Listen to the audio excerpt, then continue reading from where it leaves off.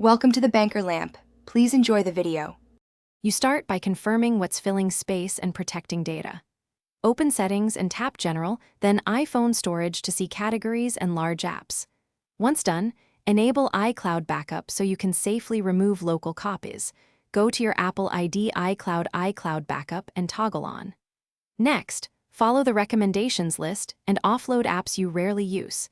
This frees app data while keeping documents. Make sure to note any app-specific files you must export before deleting them. Now you remove bulky media and caches. First, export videos and photos to a computer or cloud. Use AirDrop or Photos Export, then delete originals and recently deleted items to reclaim space.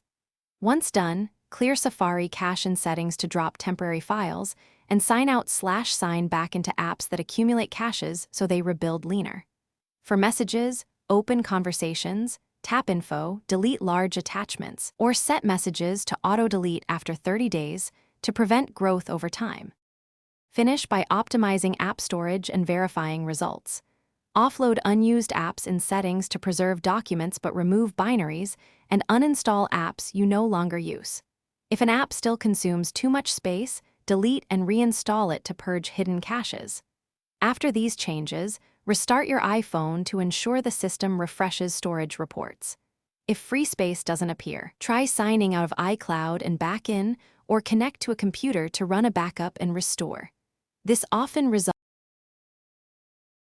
Thanks for watching. If this was helpful, leave a like and consider subscribing. See you next time.